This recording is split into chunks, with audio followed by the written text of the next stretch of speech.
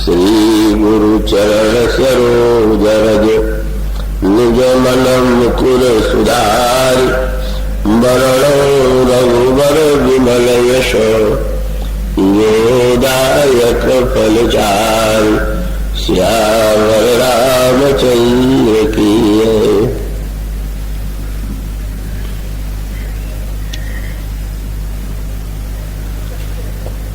जुगतीन काल तूनो का मैं नाम जप जीव विषय का वेद पुराण संत मत सकल सुकृत फल राम सने ज्ञान प्रथम युग मख विधि दूजे पर परितोषक प्रभु पूजे कलि केवल मन मूल मनीरा पाप पयोनिधि जन मन मीरा नाम काम करु काल कराला सुनिरत समन सकल जग जाला राम नाम कलि अभिमत दाता हित पर लोक लोक तुमाता नहीं कलि करम भगति विवेकु राम नाम अवलंबन को काल नेमि कलि कपट निधानु नाम सुमति समरथ हनुमान राम नाम नर केसरी कनक कशिपु कलिकाल जापक जन प्रहलाद जिनि पालु दलि सुरसाल भगवत कथा रसिक जिज्ञासु श्रोतावृंद और भक्तिमती देवियों, अभी आपके सामने जो चौपाइयां पढ़ी गई हैं इसमें गोस्वामी जी ने भगवान श्री राम के भगवान प्रभु श्री रामभद्र का जो 2 अक्षर का यह राम नाम है उसकी महिमा का गायन किया और केवल इन्हीं पंक्तियों में नहीं 9 डेरों में उन्होंने नाम की महिमा बताई और यहां तक उन्होंने कह दिया कि यदि निर्गुण निराकार ब्रह्म से नाम की तुलना करें तो भी नाम श्रेष्ठ है और सगुण साकार रूप में जो श्री राम है उनकी तुलना में भी नाम श्रेष्ठ है। और वो यहां तक कहते हैं कि भला मैं नाम की महिमा का वर्णन क्या करूं। राम ने सकल नाम गुण गाई, स्वयं भगवान राम भी अपने नाम की महिमा का वर्णन पूरी तरह नहीं कर सकते। तो जो नाम की महिमा है जिसका इतने विस्तार से वर्णन किया गया, क्या ये महिमा वस्तुतः ऐसी ही है जैसी लिखी हुई है? और यदि नाम की महिमा ऐसी ही है तो फिर जो लोग राम नाम लेते हुए दिखाई दे रहे हैं उनके जीवन में उसका पूरा प्रभाव क्यों नहीं दिखाई दे रहा है? और तब इस प्रश्न के उत्तर में कई बातें कही जा सकती है। कई तो सबसे समस्या यह है कि जो भगवान के नाम की महिमा है इसे समझ पाना और इस पर विश्वास हो जाना तो अत्यंत कठिन है। और उसका कारण ये है कि अब शास्त्रों का अध्ययन करें तो उसमें बड़े बड़े यज्ञों का वर्णन किया गया है, अनेक प्रकार की तपस्याओं का वर्णन किया गया है। पातंजल योग दर्शन में योग की पद्धति का जब वर्णन पढ़े तो लगता है कि वो कितनी जटिल पद्धति है। अब कौन से समझ लेना तो व्यक्ति को सरल जान पड़ता, किंतु यदि ये कह दिया जाए कि राम का नाम तो समस्त साधनों में सर्वश्रेष्ठ है और राम के नाम से ही व्यक्ति का परम कल्याण हो सकता है, तो क्या ये बात व्यक्ति को समझना संभव हो पाता है क्या? और वो स्वाभाविक है, क्योंकि जिसमें कुछ कठिनाइयां होती है, जिसमें परिश्रम होता है, जिसमें मनुष्य को पीड़ा का अनुभव होता है, तो वो कह लीजिए कि व्यक्ति के मस्तिष्क में मूल्य जो है वो दुर्लभता का है, वस्तु की श्रेष्ठता का नहीं। और ये तो आप प्रत्यक्ष ही जीवन में देखते हैं कि व्यक्ति की दृष्टि में रत्न बहुमूल्य है, सबसे अधिक दाम रत्नों का है, क्योंकि क्या सचमुच जिन रत्नों को इतना दाम देकर के लोग चुकाते हैं, क्या वो रत्न सचमुच सबसे अधिक ऊंचे हैं क्या?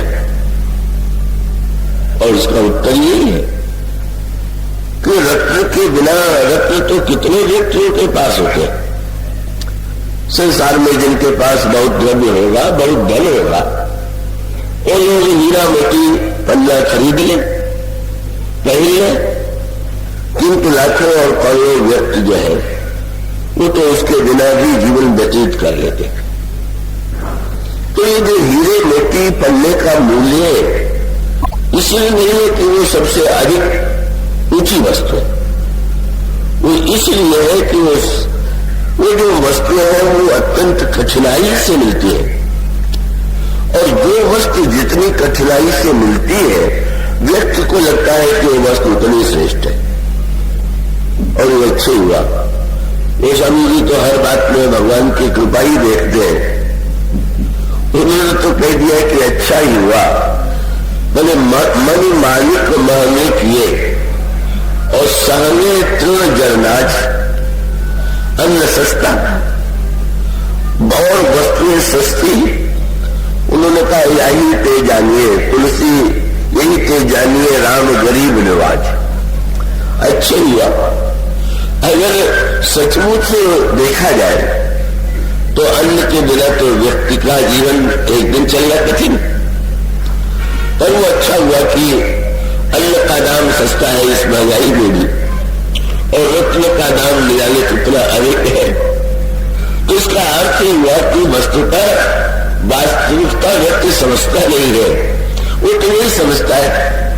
जब अन्न तो सस्ता है तो मिसाल रखते हैं, पर अन्न न मिले तो पता चल जाए, और फिर आप दूसरी ओर देख लें, अन्न के बिना भी आप 2-4 दिन अनशन कर लें, पर अगर जल न मिला 1-2 दिन तो व्यक्ति उसके प्राण संकट में पड़ जाएंगे।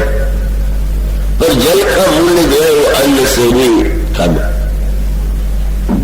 और जल की अपेक्षा भी जो सबसे अधिक आवश्यक वस्तु है वह तो है वायु, वह है हवा, क्योंकि जल के बिना 24 घंटे रह ले, लेकिन वायु को अगर एक क्षण के लिए रुक जाए तो व्यक्ति की मृत्यु हो जाएगी। इतनी अच्छी बात है कि जो सबसे मूल्यवान वस्तु है उसका मूल्य बिल्कुल नहीं, और जो वस्तुता कोई अर्थ जिनका है नहीं, केवल अभिमान की वृद्धि को छोड़ करके का उसका मूल्य अधिक है।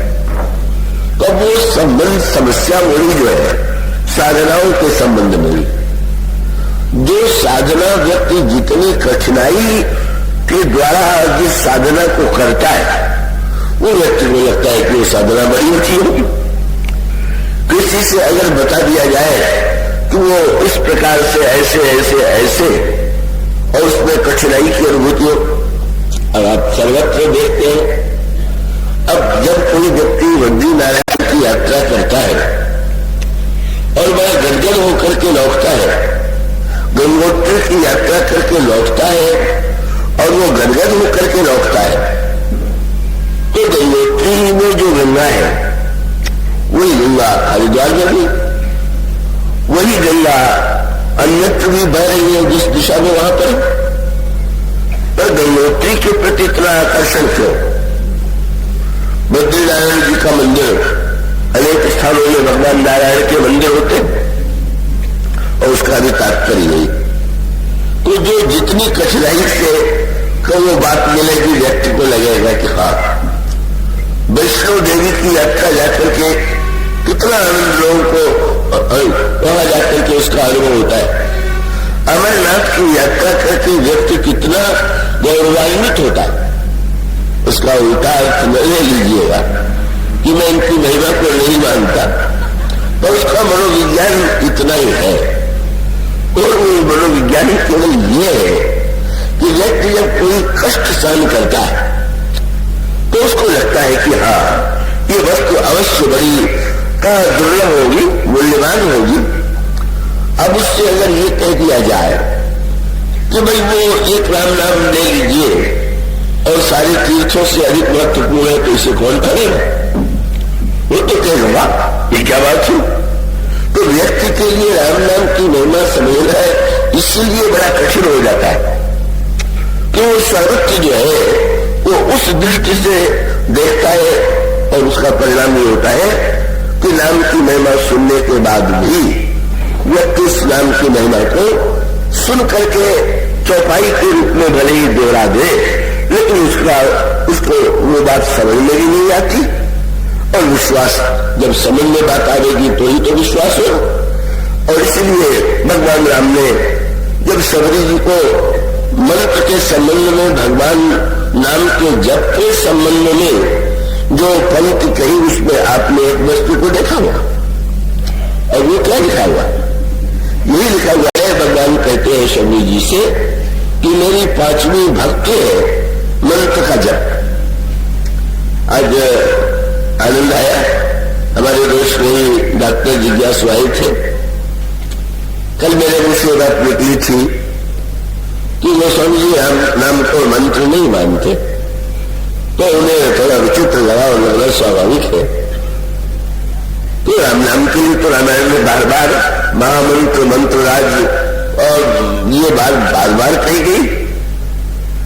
तो वो बात मैंने थोड़ी स्पष्ट की, और वो स्पष्टता ये थी कि वो दृष्टांत मैंने जो सुन दिया था वो आपके सामने जोड़ा दूं कि एक न्यायाधीश है, वकील उसको न्यायाधीश मानता है, का जो दोनों ओर के पक्ष हैं वो उसको न्यायाधीश मानते हैं और वो उसकी दृष्टि में न्यायाधीश। और उस न्यायाधीश के छोटे से बच्चे से पूछा जाए कि जज साहब को तुम जानते हो? तो कहेगा मैं तो पिताजी को जानता हूं, मैं तो नहीं जानता कि क्योंकि जब उसको आप न्यायाधीश मानेंगे तो न्यायाधीश की तो मर्यादा है। आप जानते हैं न्यायालय में जाने पर आपको कैसे वस्त्र पहनना नियम है कि वकील जाएगा तो कौन सा वस्त्र पहन के जाएगा, बोलेगा तो जज के लिए, न्यायाधीश के लिए क्या संबोधन दे, और बोलते समय उसको ध्यान रखना हो कि उसके द्वारा कोई अशिष्ट शब्द, अमर्यादित आचरण न। और यदि ऐसा हुआ तो उसको न्यायालय की मानहानि के अपराध में न्यायालय से निकालने की बात है, उसे तो दंडित भी किया जा सकता है।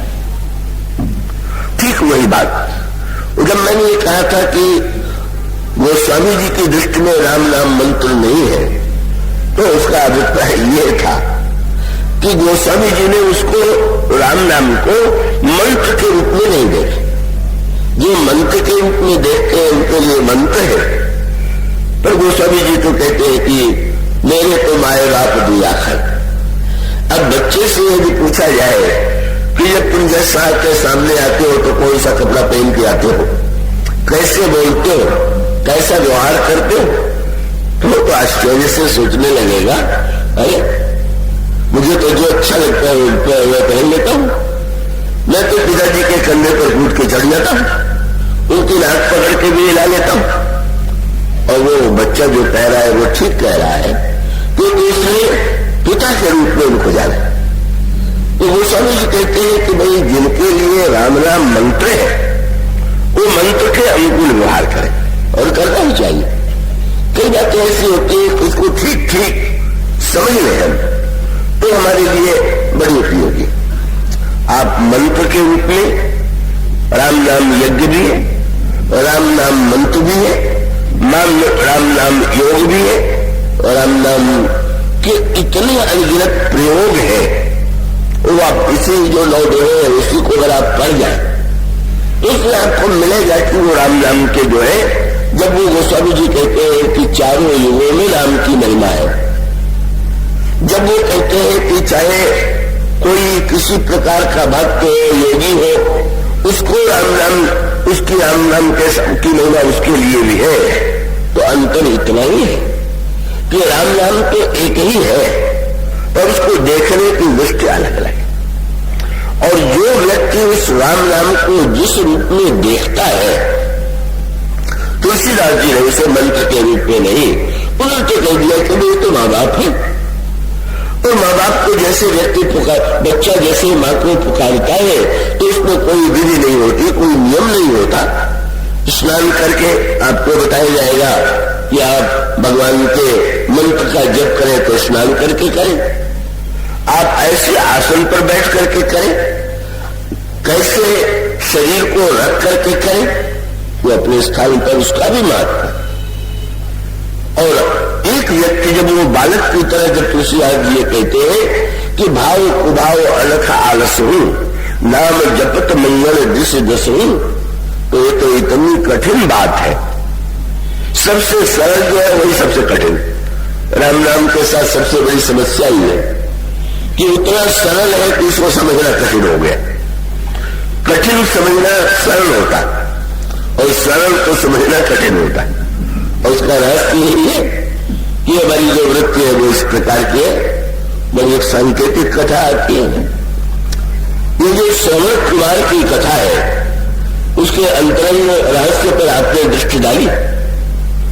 श्रवण कुमार जो है कभी पिता और माता के बड़े भक्त, और वो इतने भक्त हैं कि उन्होंने अपने माता और पिता को कांवड़ में उठाया, कंधे पर लेकर के चले, और वो तीर्थों की यात्रा करते हुए जब अयोध्या के पास पहुंचे तो आप जानते ही हैं पिता और माता को प्यास लगी, और जब उन्होंने प्यास जल के लिए पुत्र से कहा तो पुत्र जो है बर्तन लेकर के सरयू नदी में जल लेने के लिए वे पहुंचे। श्रवण कुमार जिस समय वो जल को बर्तन में भर रहे थे तो आपने देखा होगा बर्तन में शब्द सा होता है, और वे महाराज श्री दशरथ जो थे कहीं शिकार के लिए निकले हुए थे, और वो स्वर उनके कान में चला गया, और महाराज श्री दशरथ को जो है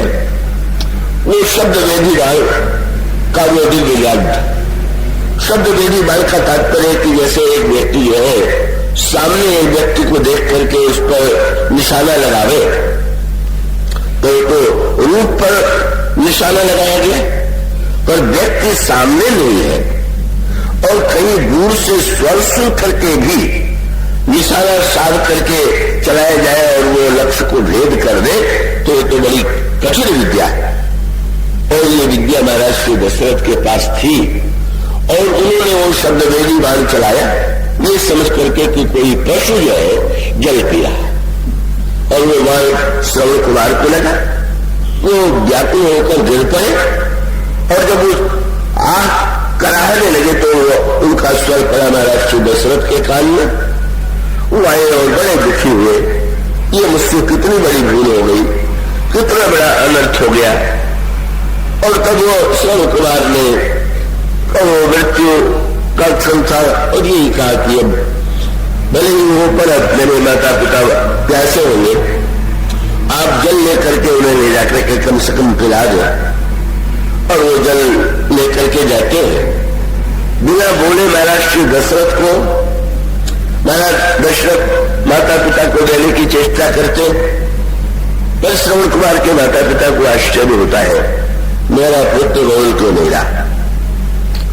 और जब उन्होंने बार बार कहा कि तुम पुत्र बोलते क्यों नहीं, तो महाराज दशरथ ने चरण पकड़ लिए और व्याकुल होकर के यही कहा, मुझसे बड़ा अपराध हो गया। मैंने कोई सज्जन बीच में बात कर रहे हैं, कृपा करके अगर बात रोग हो गया हो तो थोड़ा बाहर चले जाए, उससे वो रोग शांत हो जाएगा। तो वो जल जिस समय कब वो दिया और अपनी सारी घटना बताई, वो इतने दुखित हुए कि उन्होंने जल तो पिया ही नहीं, पुत्र के वियोग में प्राण दे दिया और महाराज श्री दशरथ को ये शाप दिया कि जैसे पुत्र के वियोग में हमारी मृत्यु हो रही है, तुम्हारी भी मृत्यु होगी। ये कथा आती है रामचरितमानस में, जब महाराज श्री दशरथ अंतिम क्षण में थे। ये कौन बोल रहे हैं? सुनने, क्या वो मेरी बात को भी नहीं सुन रहे हैं? मैंने कहा कि कृपा करके आप चुप रह करके सुने, मौन रहे, बोले नहीं, और बोले बिना जो नहीं रह सकते उन्हें बाहर चले जाना चाहिए। तो ये जो ये कथा है, इस कथा का तात्पर्य क्या हुआ? कौशल्या जी को महाराज श्री दशरथ ने तापस अंग शाप स्थिति आई, कौशल्य सब कथा सुनाई। उन्होंने सारी कथा सुनाई और ये कहा कि मेरी मृत्यु और संभाली। ये कथा आपने पढ़ी सुनी होगी। तो इस कथा में एक जो बहुत बड़ा तत्व है, बड़ा रहस्य है, उस पर बहुत कम लोगों का ध्यान जाता है।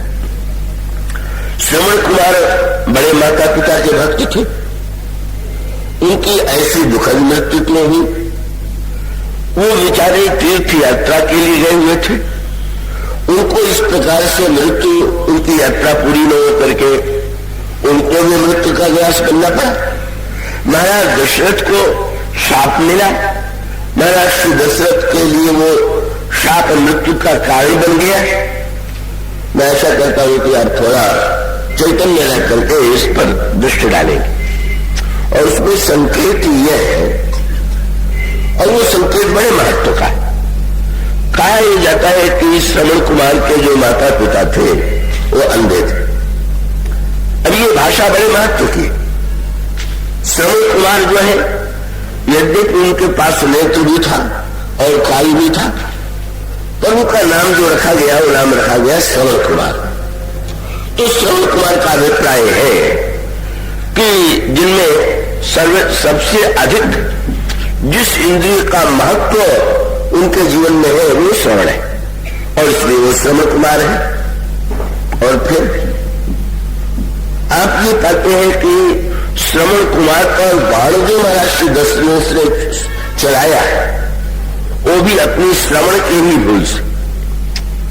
का वो जल में पात्र डुबो रहे थे और महाराज श्री दशरथ के कान में स्वर गया और उन्होंने मांग लिया, और उसका परिणाम हुआ कि श्रवण कुमार की मृत्यु हुई। बाद में शब्द के कारण ही जब उन्होंने पश्चाताप करते हुए श्रवण कुमार के माता पिता को अपना परिचय दिया, बड़ी व्यंग्य की बात आती है ना, कि जो व्यक्ति अपने शब्द वेदी बाण पर इतना विश्वास करता था, वो व्यक्ति डर के मारे उनके माता पिता के सामने शब्द भी नहीं बोल पा रहा था। शब्द से इतना भय उत्पन्न हो गया और अंत में उन्होंने शाप दे दिया। स्वयं उनकी भी मृत्यु हुई और महाराज दशरथ की भी जो मृत्यु हुई वो शब्द वेदी बाण से हुई। और वो शब्द वेदी बाण का अर्थ क्या हुआ? कई ने शब्दों के द्वारा ही तो उनका वध कर दिया। जो वरदान मांगा गया वही तो शब्द वेदी बाण था। आपने दो वाक्य कहे थे, अब आप दीजिए। और बड़े महत्व की बात कही गई है, और आप भी तो कथा में सुन ही रहे हैं। तो श्रवण कुमार ही नहीं बन जाना चाहिए, और उसका एक सांकेतिक तत्व है। और इस संदर्भ में महत्व ये है, बार बार हमारे यहाँ रामचरितमानस में भी और गीता में भी इस बात पर बल दिया गया है कि केवल धर्म नहीं, धर्म के साथ एक शब्द और भी जोड़ दीजिए। का गीता में उसको स्वधर्म कहा गया है, और रामचरितमानस में भी उसको कई निज धर्म या निज निज धर्म।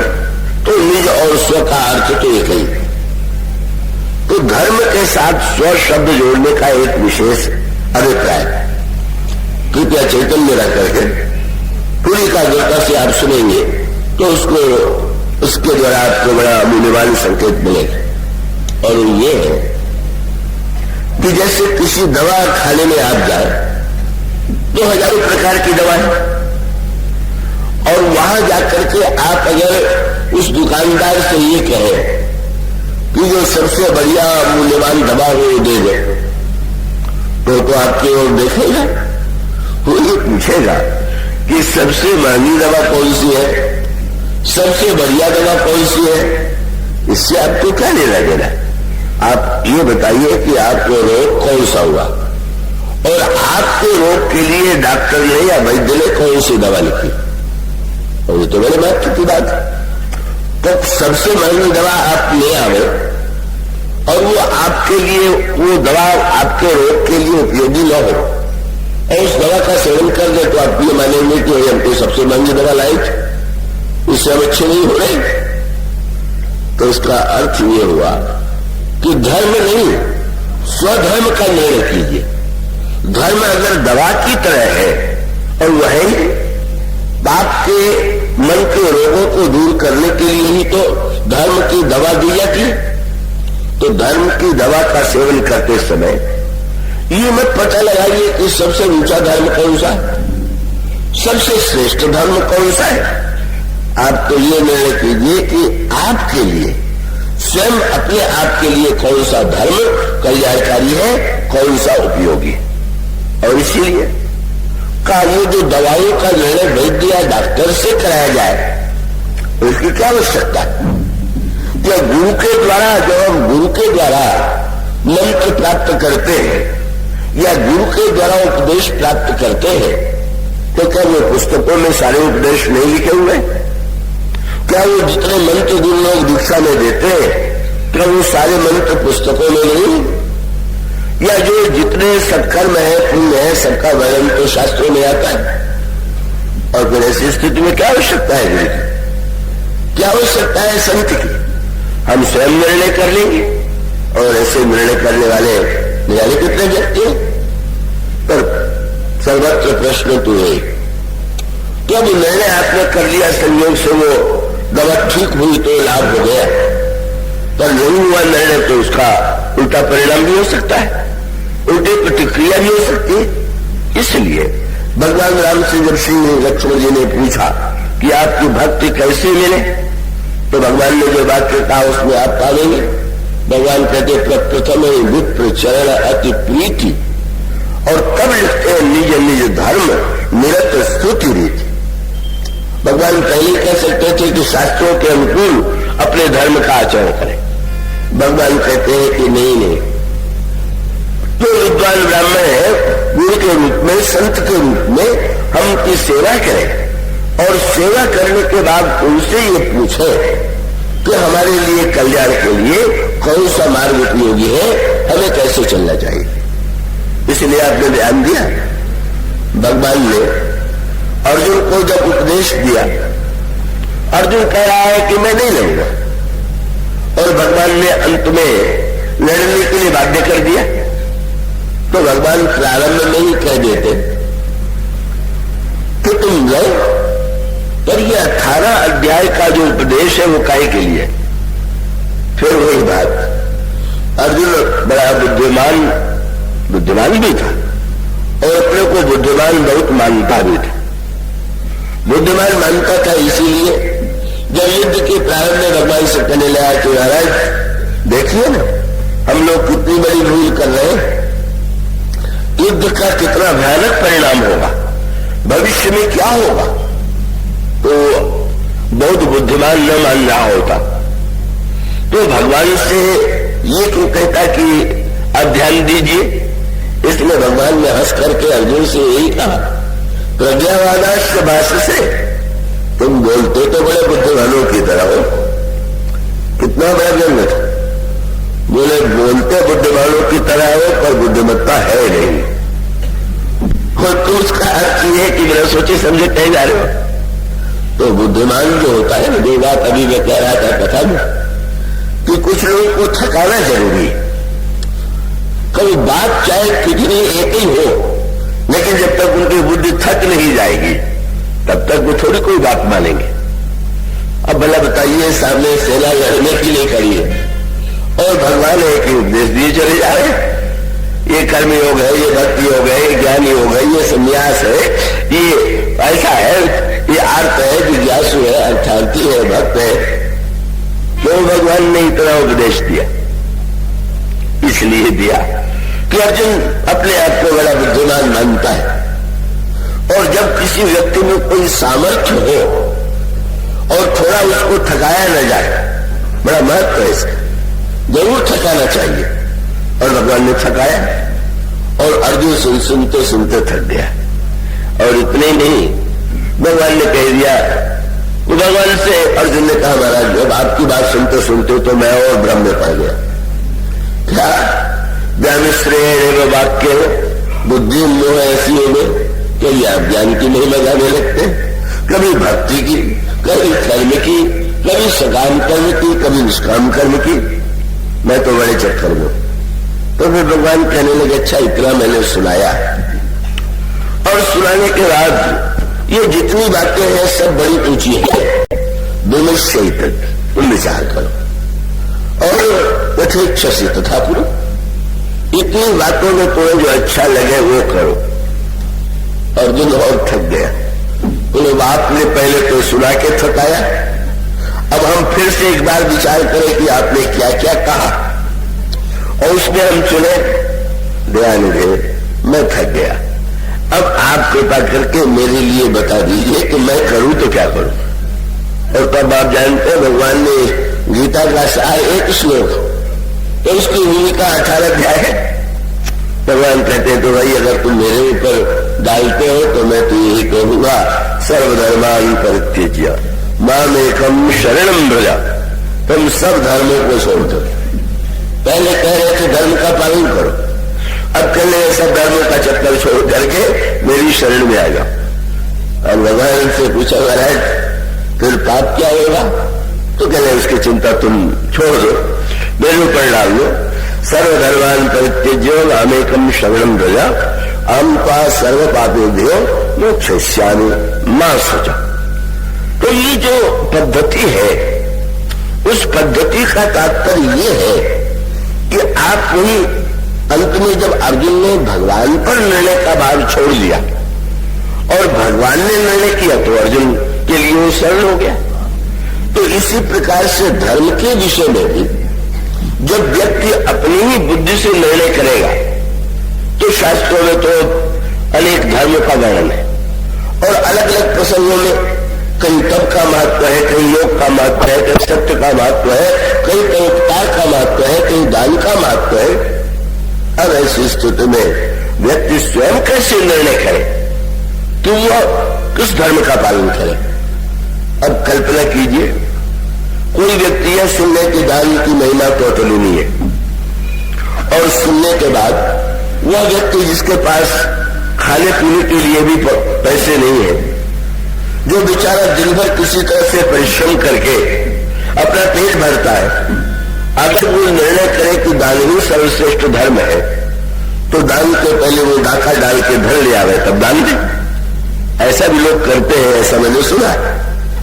तो इसका अर्थ ये हुआ कि अगर धर्म का अर्थ ये हो गया कि आपके पास वो वस्तु तो है नहीं और उसको पाने के लिए पहले आप अधर्म कीजिए और धर्म करके वो वस्तु एकत्र कीजिए और उसके बाद आप धर्म का पालन करें, तो वस्तु तो धर्म का रहस्य बहुत थोड़े लोग, अधिकांश लोगों की समस्या ये है कि वो धर्म की चर्चा कर रहे हैं पर स्वधर्म के बारे में विचार नहीं कर रहे।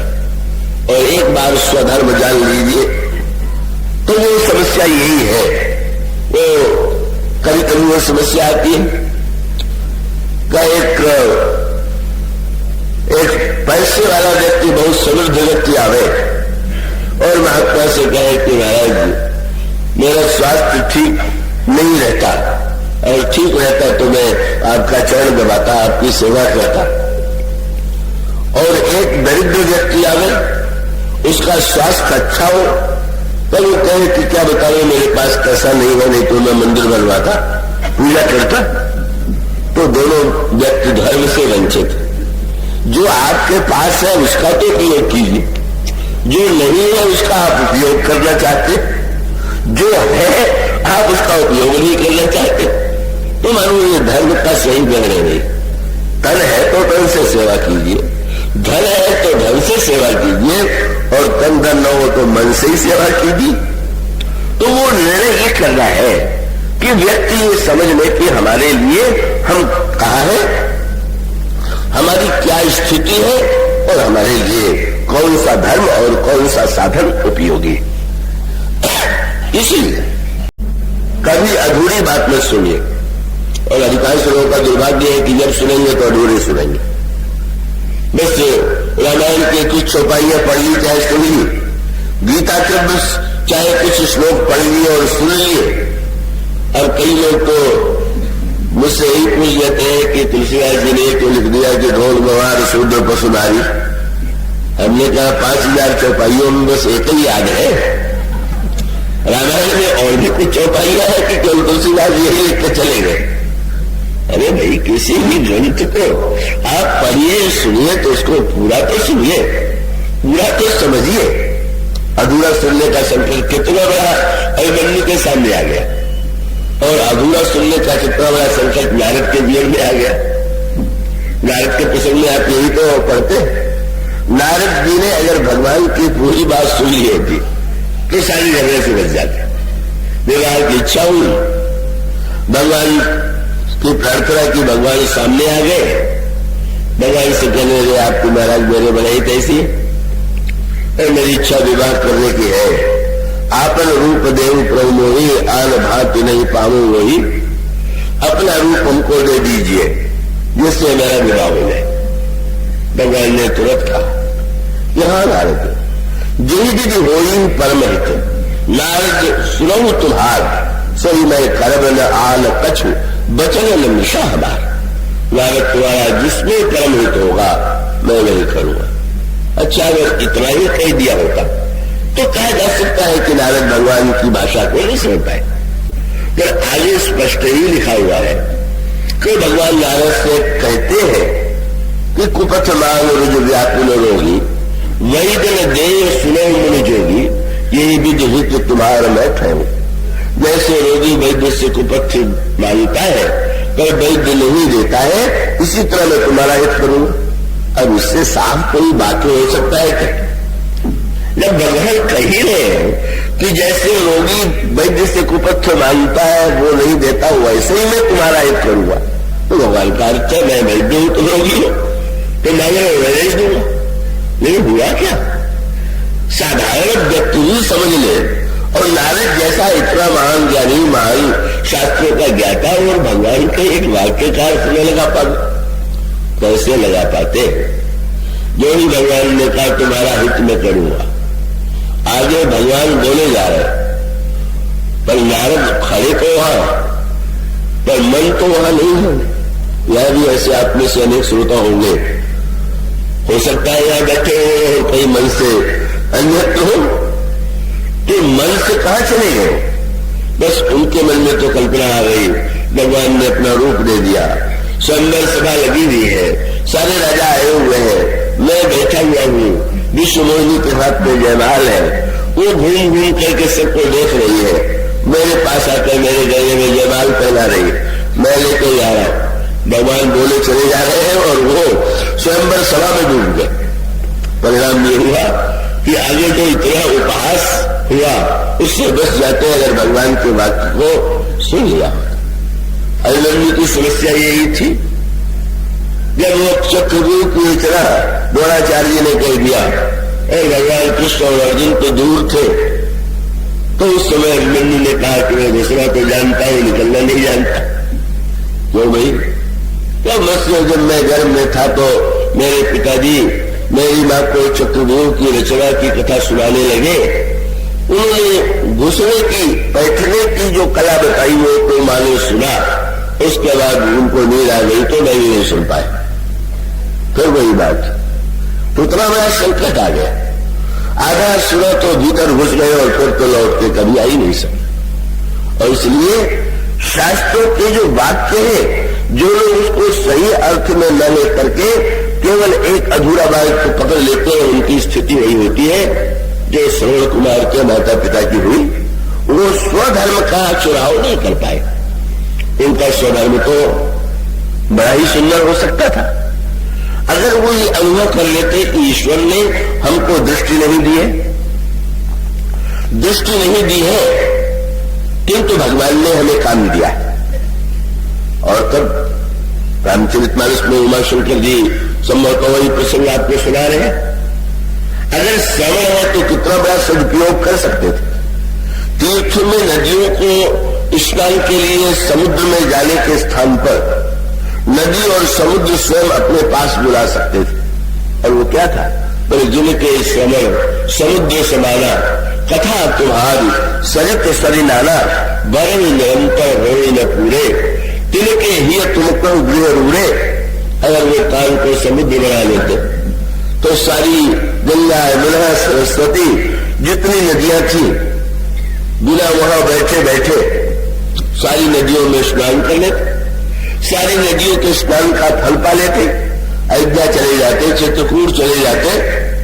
चित्रकूट जा सकिए तो बहुत सुंदर है, पर असमर्थ है तो फिर चित्रकूट को यही बुला लीजिए। आप या तो वहां चले जाइए या उनको यहां बुला लीजिए। और तुलसीदास जी ने तो बता दिया, अयोध्या जा सकिए तो क्या कहना, अयोध्या में जा सकिए तो समर्थ नहीं है तो अयोध्या को यहीं पर बुला ले। और अयोध्या को वो समझ लेते कि संत सभा अनुपम अवध सकल सुमंगल मूल। जहां संत सभा है वही अनुपम अवध है।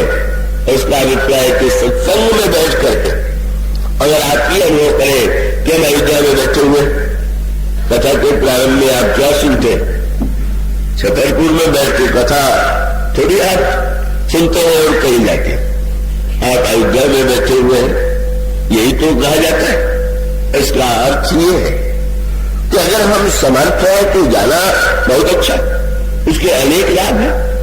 पर असमर्थ अगर है तो हमारा कर्तव्य है कि हम स्वयं का जब वो सारे तीर्थों को, सारी नदियों को कथा के माध्यम से ही बुलाया जा सकता है।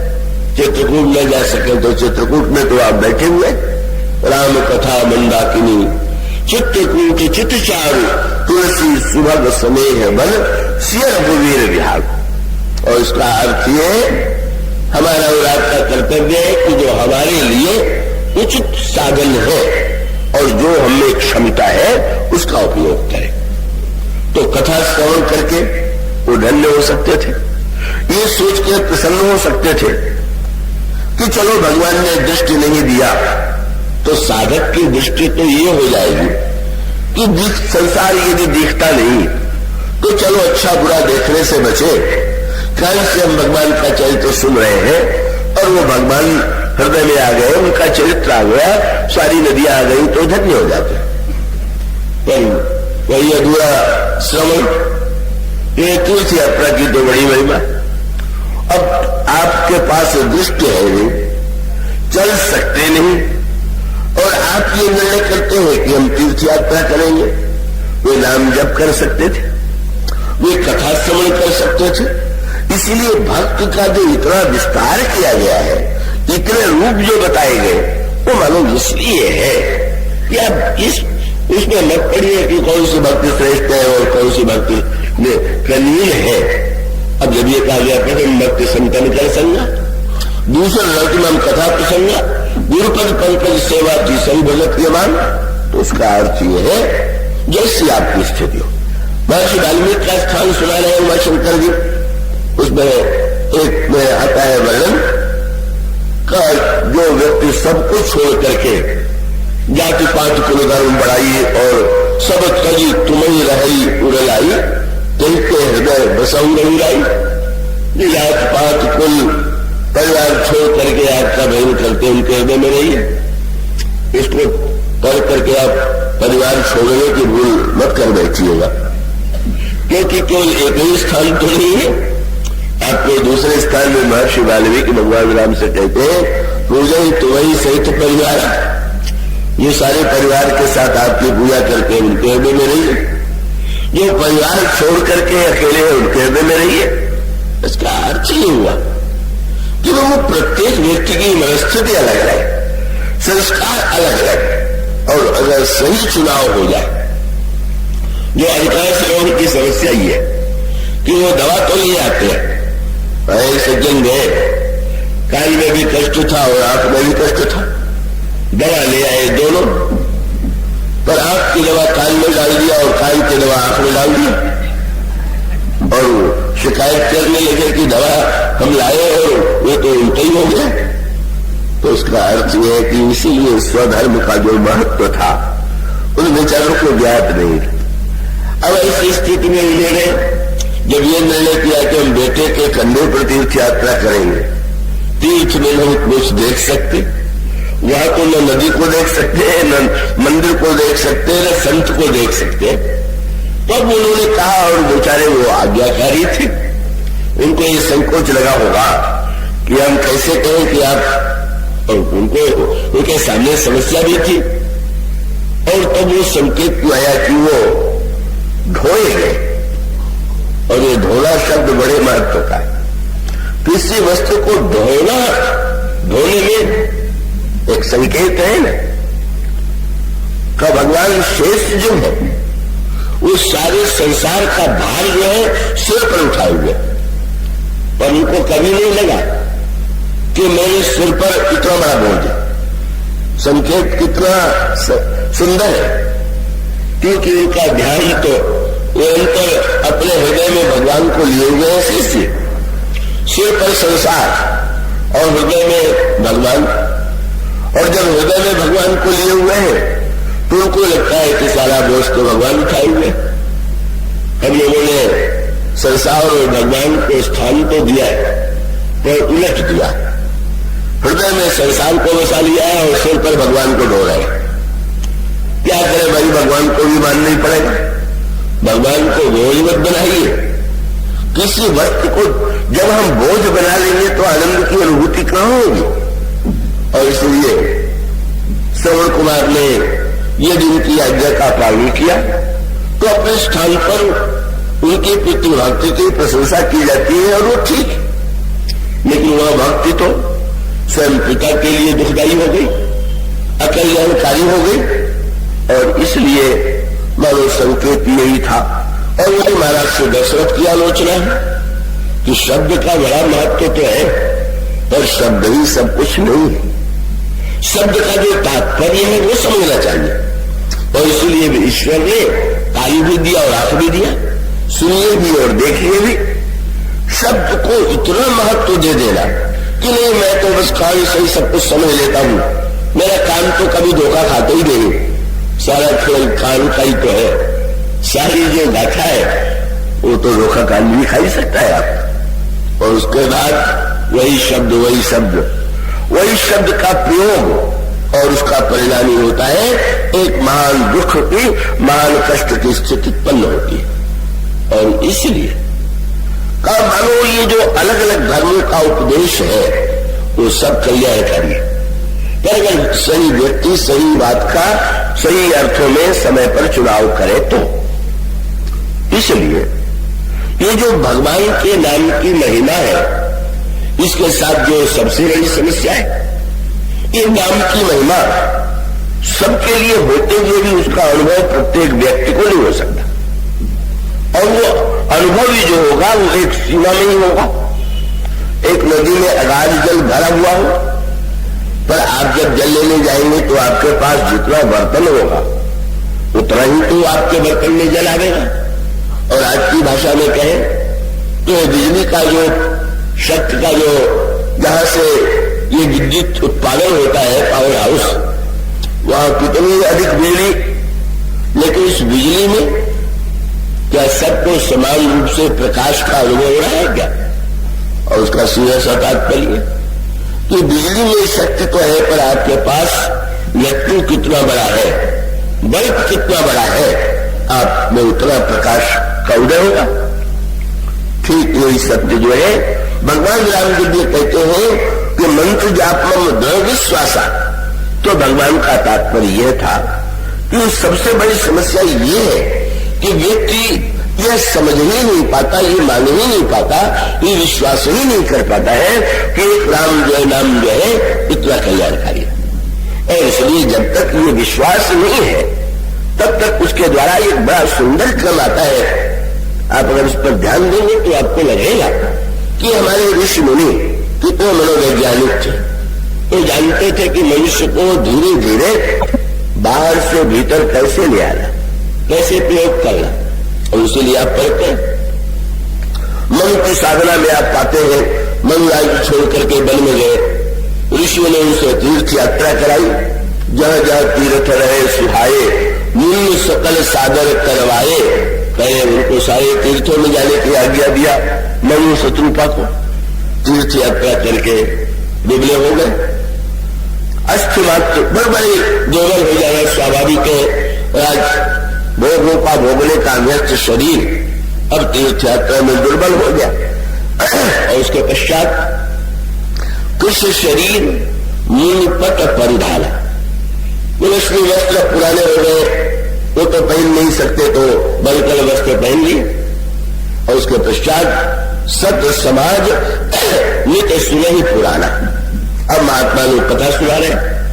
अब आप सोचिए, क्या मनु जी ने राजा जब थे तब कथा नहीं सुनी होगी क्या?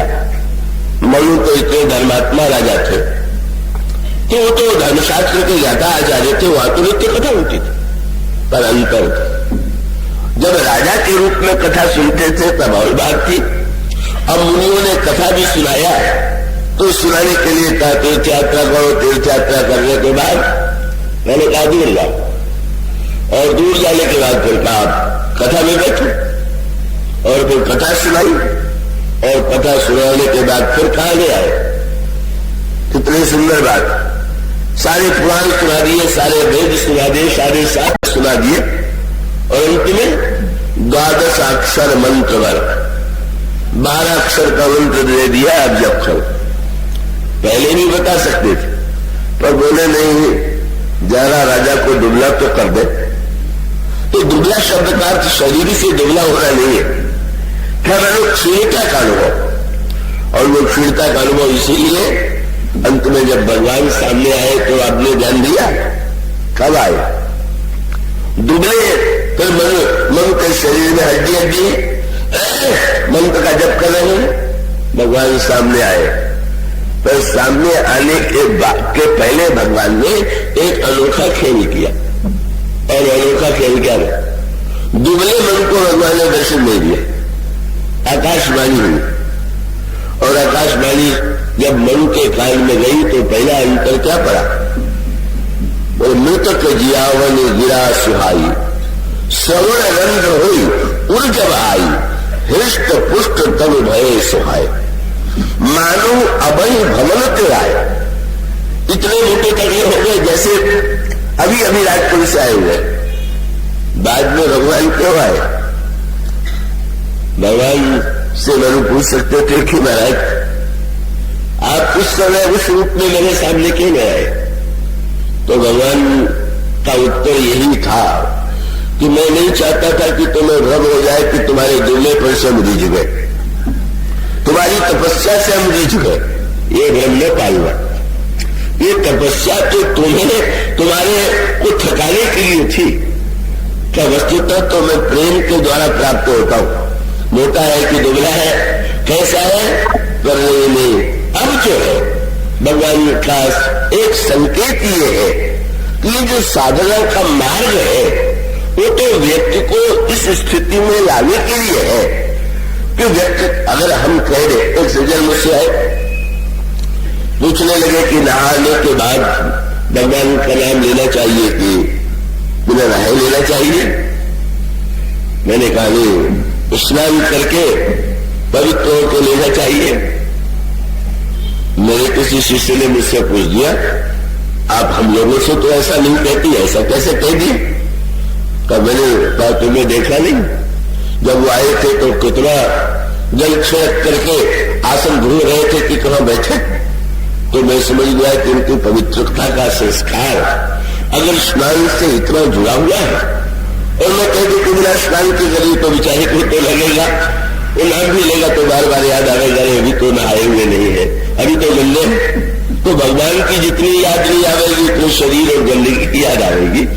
इसलिए उसके व्यक्ति के लिए जो व्यक्ति जहां है उसको वैसा ही उस रूप में जो तत्व है, सत्य है, वो अलग बात है। पर वो बहुत चरणदास जी ने चरणदास जी से किसी ने कहा कि महाराज आप तो इतने भाषण देते हैं, इतना उपदेश देते हैं, तो कुछ जो देते हैं उसमें उसे किस दृष्टि से दे? तो मैं बड़ी विचित्र बात कह दिया, बोले 14 कोटि ज्ञान कोई भाखो, पर सार वस्तु बाहर करे रखा, और अपना होई तो देव बताई और दूजा होए तो ले छुपाई। बड़ा विचित्र वाक्य है। बोले 14 करोड़ ज्ञान को मैं सुनाता हूं, पर जो तत्व है उसको छुपा के रखता हूं। इसको उल्टे अर्थ में नहीं लीजिएगा। इसका अर्थ है कि जब मैं अधिकारी देख लेता हूं तब उसको इस सत्य का उपदेश देता हूं। अब जब तक अधिकारी नहीं है हम क्यों उसको अनावश्यक रूप से ये कह दें कि यह वस्तु सर्वश्रेष्ठ है? इसलिए वो आप पढ़ते ही है ना, कितनी सांकेतिक भाषा। भगवती पार्वती का नियम था कि विश्व शास्त्र नाम का पाठ करने के बाद भोजन करती थी।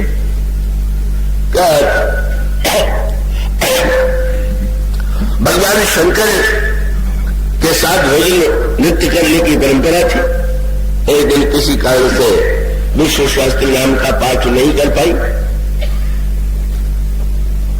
उस समय नहीं कर पाई तो भगवान शंकर ने कहा पार्वती विश्व शास्त्र नाम का पाठ करने की आवश्यकता नहीं है, बस राम नाम ले लो, शास्त्र नाम तक तुल्यम राम नाम बना लो, बस एक 2 अक्षर का राम नाम जो है वो शास्त्र नाम के बराबर।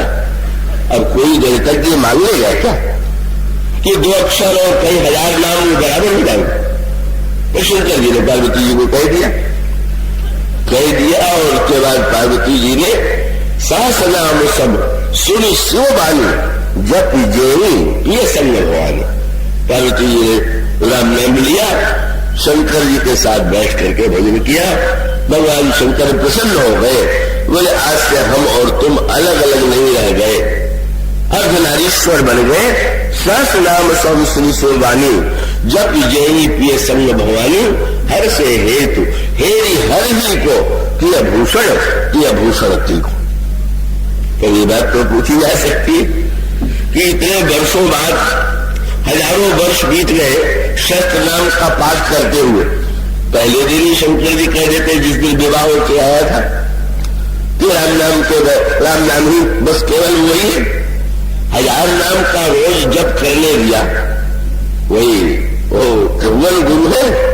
और वो जानते हैं कि अगर मैं अभी ये बात कह दूंगा तो उनको लगेगा और कहना भी नहीं चाहिए। अब मान लीजिए किसी महापुरुष ने कह दिया कि मन संज्ञा तो कठौती में गंगा, तो सत्य भी है, पर आयुषियों के लिए महामंत्र भी। जब न नहाना हो तो आप पाठ दोहरा दीजिए, मन संज्ञा तो कठौती में गंगा। ये शास्त्र आलसी और निकम्मों के आलस्य का समर्थन करने के लिए थोड़ी। अब बात को पकड़ करके आप चाहे जब इसका उपयोग करने लगे तो 1000 नाम बराबर, 2 नाम बराबर क्या है? शंकर जी आनंद ले रहे, वो आनंद लेते हैं, शास्त्र नाम का पाठ करती है तो भगवान शंकर भी आनंद से इसको सुनते। पर अब लगा कि अब पार्वती और पास आ गई, और पास आ गई। अब दूरी तो इतनी थी कि पूरा एक जन्म ही दूरी में बीत गया। पार्वती जी सती के रूप में जीवन भर बेचारी दूर पास रह करके भी दूर ही पड़ी। और विवाह होने के बाद भी भगवान शंकर ने सोचा कि थोड़ा थोड़ा और जब वो पूरी तरह से श्रद्धा में हो गए, जब भगवान शिव की वाणी पर उनको विश्वास हो गया, तब आज शंकर जी ने कहा शास्त्र नाम राम रामेति रामेति रमे रामे मनोरमे शास्त्र नाम तत्तुल्यम राम नाम बराबर। और बस यही सोच कि राम नाम की महिमा तो बहुत है और अभी सुनाने के लिए कह दिया गया। सुन लीजिए, जब विश्वास का अवसर आवे, सुनने का एक लाभ तो है ही कि आप इस महिमा को सुन ले और उस महिमा को सुन करके जब विश्वास हो जाएगा, विश्वास नहीं होगा तो ही लाभ तो होगा ही। कह लीजिए कि भोजन अगर आपके सामने परोसा जाए और आपका मन कहीं दूसरे स्थान पर और आपका ध्यान न हो और आप भोजन पूरा खा जाए, तो वह भोजन पेट में गया है तो शरीर में रक्त बनेगा ही, शरीर को शक्ति देगा, पर अंतर एक, आप मन लगा करके उसको स्वाद से लेंगे तो आपको खाते समय भी आनंद आएगा और बाद में भी स्वास्थ्य ठीक होगा। इसी प्रकार से भगवान का नाम जो है बिना मन के भी लेंगे तो भीतर पहुंच के लाभ तो करेगा, पर असली आनंद तो तब है जब स्वाद ले करके, जब नाम ले तब स्वाद आने लगे तो समझ जाना चाहिए। अब नाम लेंगे तो मरने के बाद कल्याण हो जाएगा, मुक्ति हो जाएगी। तो इस वजह से किसी ने पूछ दिया, भक्ति करने से क्या मरने के बाद कल्याण होता है? तो इस जी ने कहा, भाई को जाने गई है कोई सिर को, कौन नरक पर धाम को, मरने के बाद कोई स्वर्ग जाएगा कोई नरक जाएगा, इसे कौन जानता है? वो तो मरने के बाद सब कुछ स्वर्गीय लिखा जाता है, किसी को नरकीय तो लिखा नहीं जाता। ये क्यों हो? तो उन्होंने कहा कि भाई मरने के बाद नहीं, को जाने गई है कोई सिर को, कौन नरक पर धाम को, तुलसी बहुत भलो लागत जग जीवन राम गुलाम। राम का भक्त जो है वो जीते ही जीते इतने आनंद का अनुभव करता है कि वो धन्य हो जाता है। तो हम लोग राम नाम तो जैसे भी लेंगे कल्याणकारी होगा, फिर वो कैसे ले उसको समझे, उसका विश्वास और उसको रस लेते हुए एक एक नाम का उच्चारण करते हुए कि वो तुलसीदास जी से कह दिया, हमें तो राम नाम लेते समय कोई मिठास का अनुभव नहीं होता। तुलसीदास जी ने कहा, कोई शुद्ध घी में बनी हुई वस्तु भी शीरे में डाल के मीठी बनाई जाती है, तब राम नाम तो बहुत बढ़िया मोदक है, लेकिन उसको क्या करें? बोले राम नाम मोदक स्नेह सुधा पागी है, स्नेह की चाशनी में जरा राम नाम का ये मोदक मिला दीजिए, फिर देखिए कैसा स्वाद आता है। तो आज राम नाम की महिमा इतनी ही, इसकी चर्चा बाद में बोलिए।